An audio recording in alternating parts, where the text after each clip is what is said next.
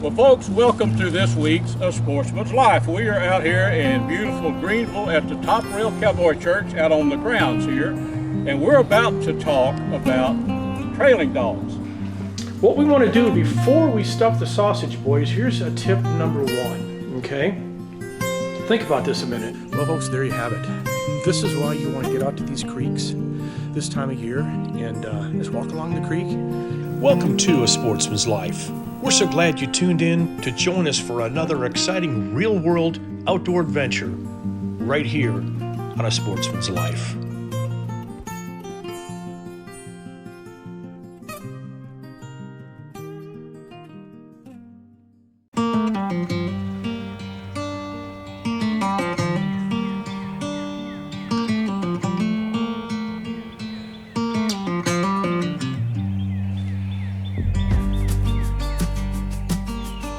Look at this. Moving water. I see fish moving in here. I've seen them swirling. I know the sand bass are in here. They make their annual run up this creek. This is Coffee Creek that feeds. It's a feeder creek into Lake Fork. And of course we've got our dock here. And thought I'd slip down here before our morning rendezvous in Greenville. My wife and I will be heading there shortly. And we'll meet up with Mr. Luke Clayton and Mr. Larry Weissman and all of our friends. But I'm going to take a couple casts here and see what happens here. Just an absolutely fantastic morning. A little bit of fog out there over the lake and moving water here, and this is exactly what we're looking for. So, all right, I'm going to grab this fishing rod, make a few casts. If I get some fish, we'll come back. There's a fish right there.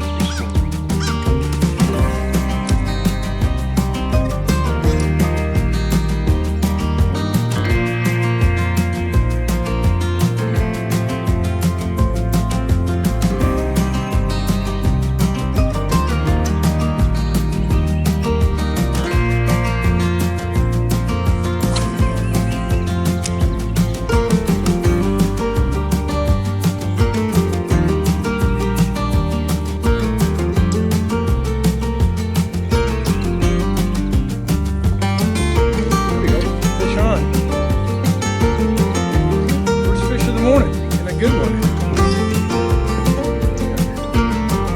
Got a fighter here. Oh, look at this one, guys. All right. That's what I'm talking about right there, folks. That is what I'm talking about.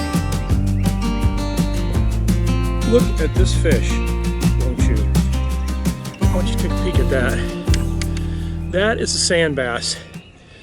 Or white bass. They are, number one, fun as heck to catch. Number two, great table fare. And a way to get your family outdoors. You know, bring the kids. Gosh, they're easy to catch. You get up in a creek like this, find a creek where, set that down there. Find a creek where you can get into some of these fish. You can in Texas you can keep 25 and they got to be 10 inches long. This one's probably 12. That is a chunk. You know what that is right there? That's breakfast for my wife and I right there. Look at that. We'll catch a few more. I know once that sun comes up, these things will start moving in. Sand bass, man. The sand bass run in Texas, usually right around the early March time frame. And again, beetle spins, that's what I like to use. Any little jig though will do. But boy, look at that. Is that not sweet? Beautiful morning, folks. We caught the one sand bass. Spent about a half hour down there.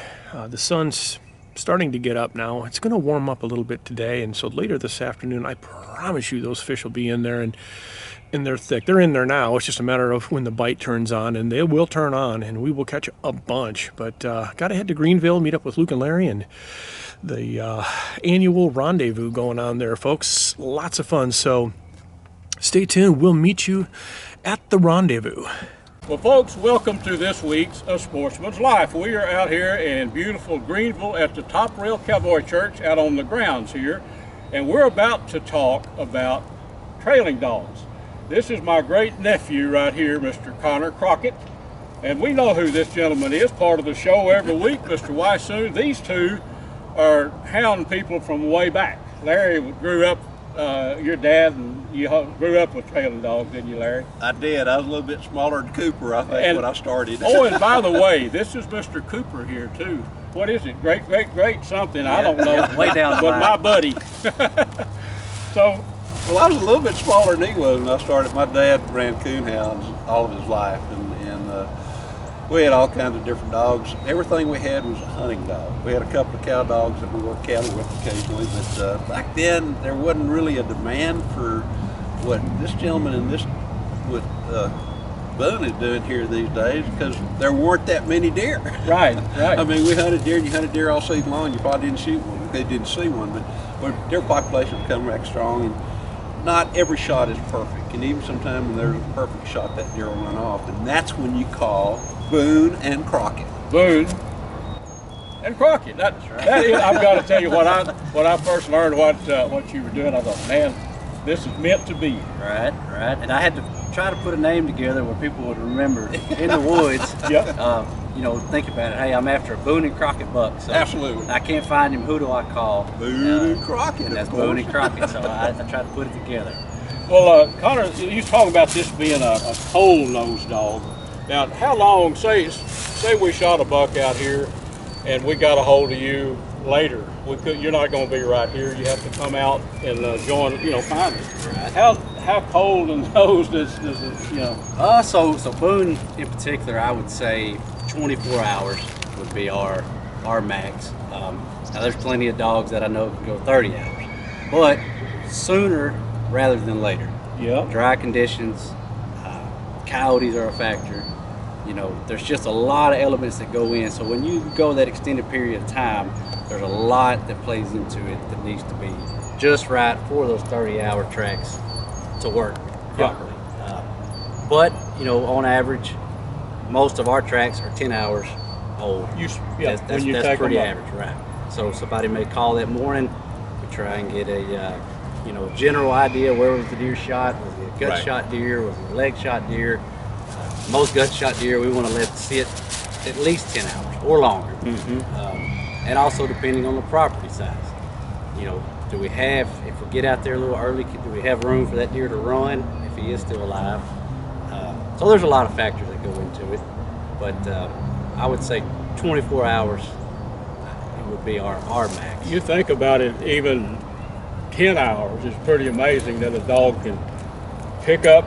And the training, Larry, is something, man, I have no idea about training one. I know, like any hunt, I used to have bird dogs a lot. And, you don't, I've had bird dogs train me when I was young. Right. I mean, but is there a certain, I imagine a lot goes into the training, right? There's quite a bit. So, a lot of people refer to it as a blood dog, and that's not necessarily what it is. We're called when you run out of blood. So we use the interdigital scent glands off the hooves of wounded deer that we've tracked before. Now I'll add a little bit of blood to get it started, a shot side. I try and replay it how it would be when we show up at your camp or lease. There's shot sides, there's a little blood, and then slowly trickles away. So I always use the foot of a deer the entire track and add little drops of blood here and there just for reassurance for the dog. And to make sure we're on the right track, and then always put in a nice treat at the end with the deer foot that represents the dead deer at the You end. don't tell him he's done well. Right, correct. Yep. Your recommendation, if somebody shoots a deer and there's a blood trail, how far should they follow or not follow, and what should they not do, particularly knowing that they're probably going to have to call you to come with Boone to go after them? So how far should they go, and what should they not do? So I say with a rifle, if you're tracking the deer, 150, 200 yards max. If you go any further than that, something's wrong. Something's happened. There's a reason that deer has not died within, if you shoot him in the heart and the lung, 150, 200 yards max. The worst thing you can do is get all your friends, your buddies, the neighbors, Chihuahua. The worst thing you can do, that's going to ruin The trail. the entire trail. That Boone's going to be. Right. So what you're stepping on, we cannot see, and that's on the bottom of everybody's feet, and they're dispersing, looking around. Yeah. Yep. So the less human traffic in and out, the less that you're walking on the scent trail itself. Always walk to the side of your blood trail. Fewer people, the better, and the quicker to get a hold of a deer tracker. At least that way we know, hey, we've got a guy this way, we think he's gut shot, let's give him X amount of hours, and then the dog's ready to go when we get there. So how do they get in touch with you when they need you? Facebook is the best way, under my name, Connor Crockett, and then also Boone and Crockett Tracking. Texas Blood Dogs we're on Facebook on that as well. Texas Blood Dogs. Yep. Yes, sir. Yep. And the area that you'll travel where you need to, or mostly East Right. Texas? Or? East Texas area. We travel about a 2-hour radius of Rusk County. Yep. A lot of deer shot within a 2-hour. A lot of deer. A lot of deer down in there. Yes, sir. Well, Connor, I learned a thing or two about trailing dogs. I don't know much about them. I know there's been a lot of times in my lengthy hunting career, sometimes when you were a little boy with us, when I could have used old Boone. But thanks for being with us, man. Yes, sir. Thank y'all. Get away from my cobbler. Who's cobbler? Look at that.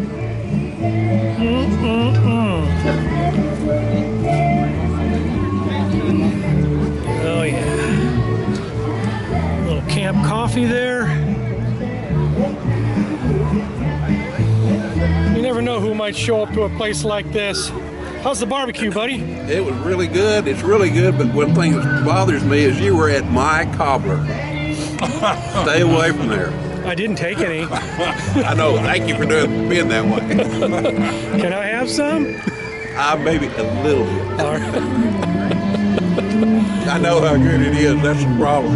Oh yeah. Fantastic. Great event today. What a beautiful day. Wow. Yeah, the weather's absolutely fantastic. The temperature's out of this world. It's a bit cool to where you can appreciate a campfire, but at the same time, it's not overly cold. It's not raining. It has. The good Lord kind of made it clear like it is today, and that's a great place to be. And if you're not here, you really ought to be here next year. Absolutely. Good friends, good fun, good food, Yes, sir. good fellowship, good everything.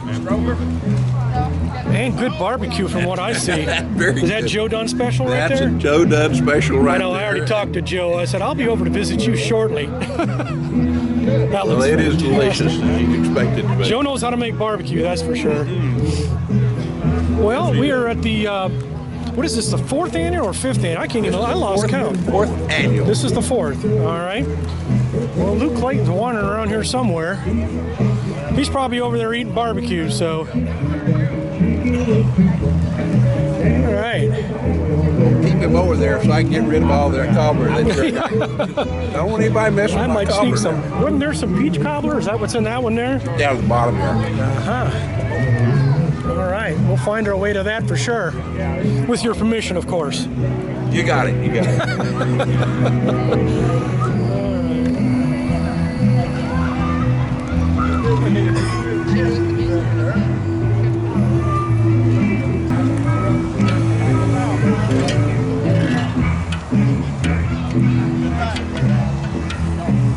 You like some chili? Boy, that looks fantastic. Woo. I may take you up on some in a bit. All right. Thank you. Y'all having a good day? Yes, sir. Having a great day. Absolutely. Beautiful weather.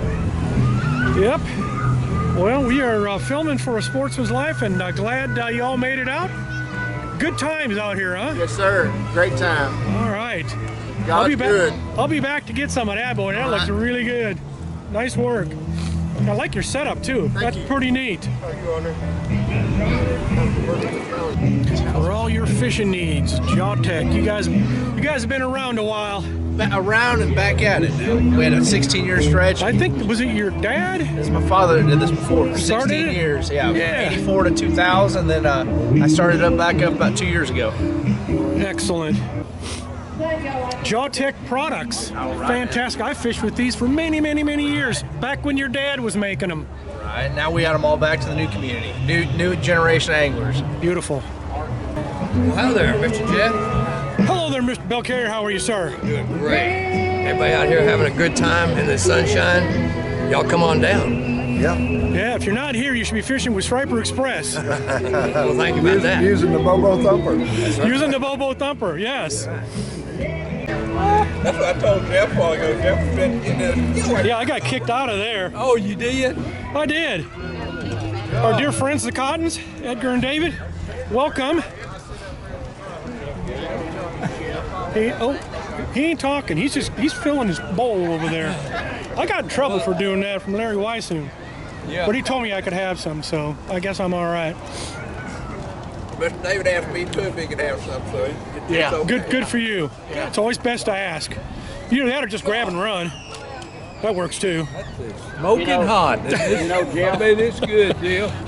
Jeff, the first time I met Larry, this is one of the things that he talked about was Luke Clayton's Dutch kettle cobbler. Yeah. Oh yeah. I'm fixing Oh yeah, to we've try. had this way too many times. Oh yeah. That's looking good. yes, sir. Don't get no better than that right there. All right, tell us about the survival school here, young lady. All right, so we are Texas Survival School. It's been in business for about 9 years. We teach anything from knot time, shelter building, water purification, fire building, all different types of fire building. The basic level 1, you're going to use a ferro rod and a knife in order to create your fire. As you progress through the levels, you'll learn flint and steel. You'll learn how to make a bow drill kit and use a bow drill kit to create your fires. And then they go into signaling, land nav. We have one-day courses. We have weekend courses. Our basic level is a 3-day, it's Friday to Sunday. As you progress, you get up to level 4, which is 5 days out in the wilderness with a knife and the clothes on your back. Wow, fantastic. So if folks wanted to join this survival school, I guess you started at level 1, obviously. Yes, sir. How do they get a hold of you? What is there a website or something to go to? The website is www.texassurvivalschool.com. You can type in survival schools in Texas and it'll take you right there. It's a great marketing ploy. There you go. We have a Facebook. We've got YouTube videos out there. All of them, you can find them under Texas Survival School. Excellent. Well, thank you for joining me here today. Oh, This you're is welcome. fantastic. So This is some of the things that you'll learn how to use in Sure. the classes. yeah, see fire starting, got flint there. We got all Yes, sorts of sir. stuff, huh? Map and compass. Traditional compass there. There you go. Yes, sir. Nice. And we do medical as well. Ah, very important. Yes. All right. TexasSurvivalSchool.com. Yes, sir. All right. Well, thank you for joining us here, and enjoy the rest of your day. You too. Thank you. Thank you. You boys having a big time? Yes, sir. Brought to you by Dallas Safari Club, Conservation, Education, and Hunter Advocacy. Hornady, accurate, deadly, dependable. Taurus Firearms, maker of the Raging Hunter. Trigicon, brilliant aiming solutions.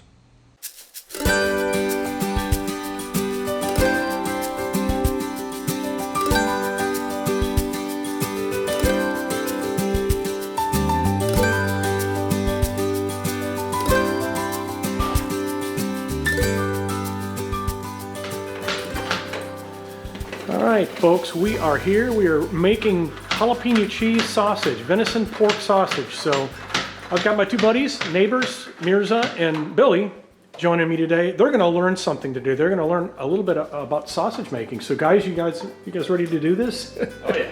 Heck of a lot of fun. So Chop it up already. yeah, the first thing you really want to do is check your peppers. Make sure they're, if you like super, super hot, and these are super, super hot, then you need to know before you stick it in the sausage itself. So Mirza's just going to test it there.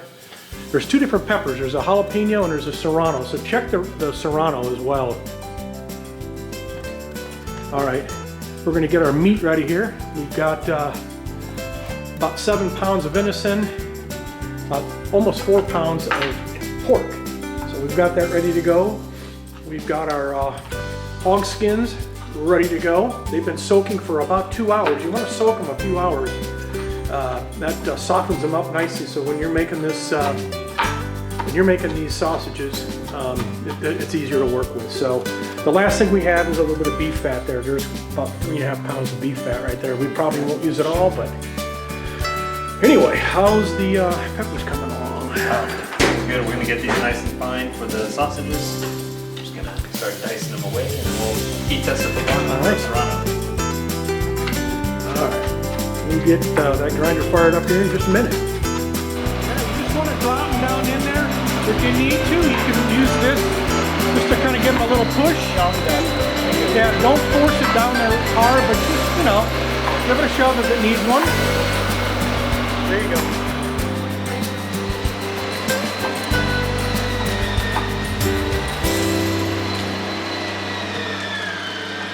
As you can see, it's partially frozen, this meat. And you really want to do it that way. You want it to be partially frozen. It grinds a lot better that way. Important to keep your meat cold.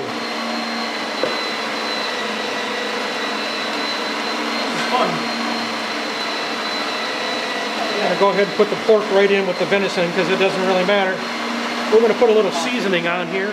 We've got our venison and our pork mixed here, all cubed up and ready to go. We're going to put some meat tenderizer on this meat. We're going to mix it in.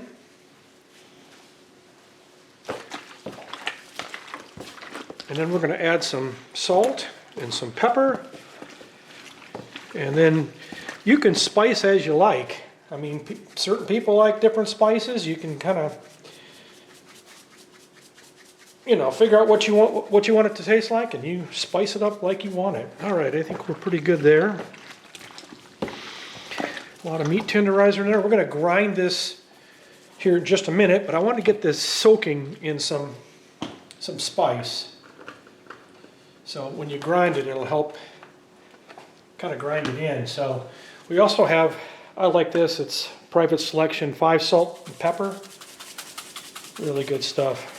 It's all your salts and peppers in one. It's actually pretty darn good. So we'll get this mixed up here. And then Billy is on standby for grinding meat. He's ground up the fat. We'll take a look at that here in a minute. And here's us cutting up the jalapenos and serranos. There is our beef fat. So here we go. Let's get this ground, huh, Billy? Let's do it. And get all the peppers added in there. And then we're going to stir that thing like crazy. And we're going to put our beef fat in. And then we're going to grind once again. Grab that beef fat over there. Yeah, sir. Billy, grab the cheese. Open up that cheese and dump that whole bag all over that bad boy. Money shot right here. Ready? Do it. Send it. Jalapenos are in, cheese is in, fat is in. You had the slow-mo. Oh, if you're gonna do it on this camera. Look at that. It's like a Taco Bell commercial. Now, it's a mix. You got to get in there and just mix all of that up. Really, I mean, just all of that has to be squished and mixed, and then we're going to grind it like that, and then we'll be ready to make our sausages. Okay, here we are. We've got our sausage mix ready to go here. The cheese, the fat, the jalapenos, the serranos, our spice, some venison, some pork. And did I say beef fat? Yeah. So we're going to regrind this a second time, and then we're going to get ready to stuff our sausages. So not real hard to do. Keep it simple. It's really pretty easy. The most important thing is the right mixture and making sure you keep your meat cold. You want to keep it cold. So what we want to do before we stuff the sausage, boys, here's a tip number one, okay? Think about this a minute. What if we stuffed all those sausages and they didn't quite taste right? They had too much salt, not enough salt, whatever. That'd be a bad thing, wouldn't it? Because you've made all your sausages. So what we do is we're gonna put a little thing on the stove here, fire it up, and we're gonna make a little patty out of this. Make sure the seasoning's good. Let's make it happen. One of the most important things you do when you make sausage is to sample what you're making. So we've ground this meat, spiced it all up, everything's ready to go. So we put a couple little teeny patties, I guess we call them, and we're gonna taste them and just to make sure everything is right before we grind the sausage. Very tender, so the fat ratio is good. Yeah. The fat A ratio. little garlic salt, we're gonna call it good? Oh yeah. All right, Garlic salt's the way to go. garlic salt this way, we'll salt this up a bit, mix it, See some of that in the line. may even try it one more time, just to make sure we're good. All right, we're gonna try this one more time. We added a little bit of garlic salt, just to increase the salt content. We felt it was a little bit light, that's why you test it. So here we go. We're gonna test this out. If it turns out like we want it, we're stuffing sausage. See it. Fixed it. Oh, more sour. Perfect. Flavor is there. Solid. Now it's time to get the pig skins out here, and we'll get our sausage stuffer rocking and rolling there, and we'll make us some sausage. All right, one of the things you want to do, boys, when you're making sausage here is you're going to get this this hog skin here, and you want to try to get some water in it and open it up. I mean, it's literally, see that water going down there? See the bubbles? Mm-hmm. Cool. You want to run a bunch through there. There's several skins here, so we can make several sausages, but you see that? It's running through it. Does that just help like spread it? So now that it's pulled out, you're going to take that skin and you're going to put it right on here.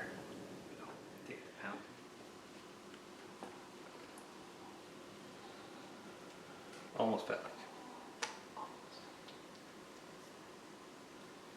Nice work. Should he tie that other end first? No, leave it open, because when you start cranking, you want air to come out the end, otherwise it bubbles. Got it.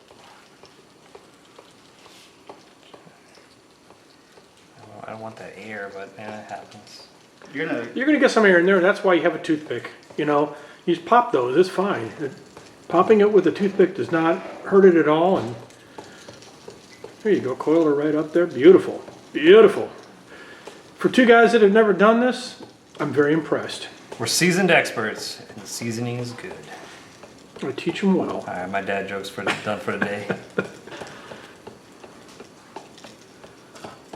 You know, I'm glad I can share some of this stuff I do with you guys, and I know you appreciate it, and you'll reap the benefits of making sausage because you'll have some in your freezer. Yeah, I don't think anybody understands how good this is until they try it. Oh, and like you said a little while ago, Mirza, it's like, you know, it brings back that hunt, right? You know, to you. I mean, you're putting it into something that you're going to use, and it's just really kind of cool. Wow, look at you! You guys are like pros. I'm more confident on this side.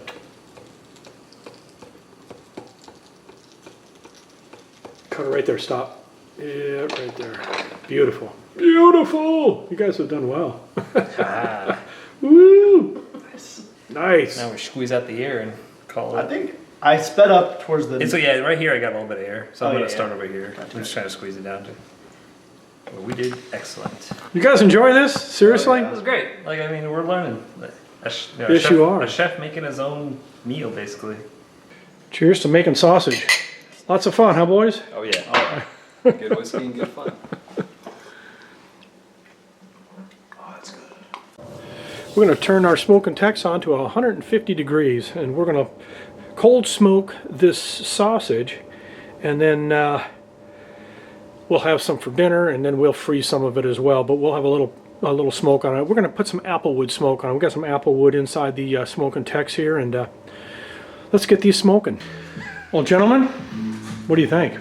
We did it. We did it. Is that not incredible? That is amazing. That's a first for you guys. Yeah. Yeah. I took you on your first hunt. I spent time with you on your first sausage making adventure. What do you think? Learned a lot. I think that understanding where your food comes from the harvesting aspect and then the processing aspect. I mean, end to end, like this is rewarding right here. The final product. Well, we've got some on the grill. We're going to be eating good soon here. But thank you guys. It's been a fun hunting season. Mirza, you with your buck, and well, Billy, this next year, this upcoming season, we're going to focus on you. Unfortunately, we didn't get Billy on his first deer, but that's going to happen. Maybe with the bow. Maybe. Yeah, Never know. absolutely. Never know. Well, you boys will be taking some of this sausage home, so it's been fun. And you know what? What's really interesting to me is the fact that you guys did most of this. I did very little, and I've filmed a lot of it, but it was enjoying for me to watch you guys do this for your first time. I remember my first time doing this. This is a lot of fun. It's just a lot of fun. So We knew we were going to be so good at grinding some meat. We got good look. About 15 pounds of sausage right here. yeah, lightly smoked. We lightly smoked it in applewood, and on our Smoke and Tex electric smoker, and we made these sausages tonight. What a great time! Thank you, boys. It was a good time. I mean, yeah, right? Learned a hell of a lot. Thank you, Jeff. Sportsman's Life is also brought to you by the YO Steakhouse, Catch and Release Apparel, AGM Global Vision, H3 Whitetail Solutions, and Pyramid Air.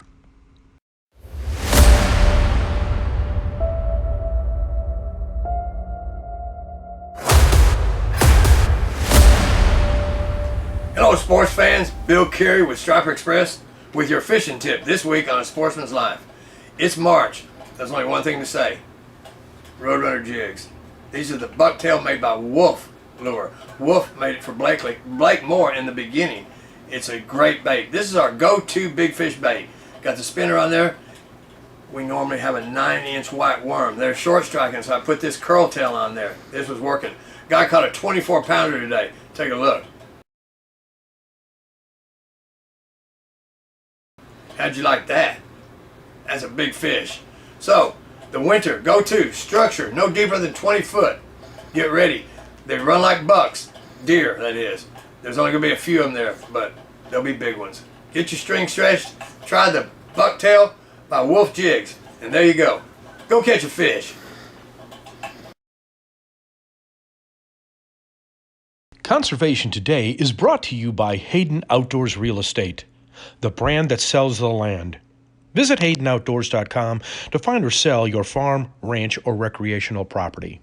I love to fish, and I think everybody else does. I love to go out and fish, whether it's with a fly rod or whether it's with a cane pole. And when it comes to fishing, the Hayden Outdoors guys, they know the streams, they know the rivers, they know the water potential. And the water potential meaning that if you don't get rain, you're not going to have water to be able to have fish. So water is so important for so many different reasons, but particularly when you're interested in trying to grow fish or trying to have fish on your property. So if you're looking for a piece of property that has a potential to have a great amount of fishing and maybe particular varieties of fish, I mean, if you're interested in trout, you're going to have a piece of property somewhere where trout exist.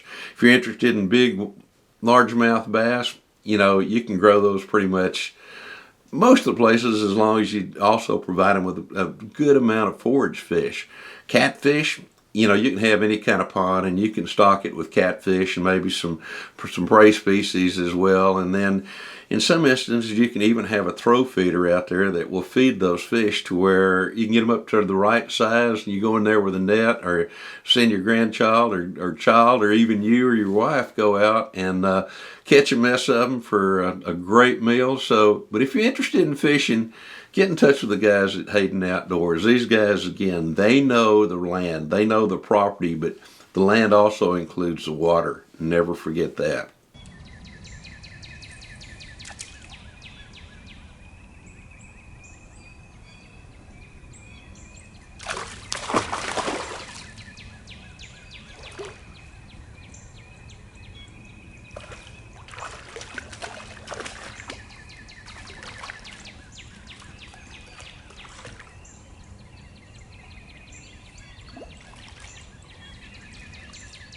Well, folks, there you have it.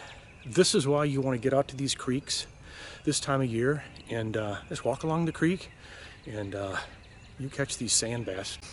Having a great time out here. So we want to thank you all that joined us yesterday at the 4th annual Luke Clayton Ron-De-Voux in Greenville. We had a great time. So thank you, friends, for coming up and joining us. That was a spectacular event as always. And Luke, your cobbler, best ever. Well, there you have it. Our first fish of the morning. And I think we'll fish here for a little bit. I think they're going to turn on. So thanks for joining us, folks, here on A Sportsman's Life. Let's go put this one on a stringer and go catch some more. Folks, thanks so much for joining us. This segment of our show is brought to us by Gearhead Archery, Snaplock Hunting Blinds, Smoking Texas Electric Smokers, TRHP Outdoors, Ultramatic Feeders, and Catfish Pro Catfish Bait and Catfishing Supplies. Make sure and tune in next week. We'll have another exciting show ready to go for you.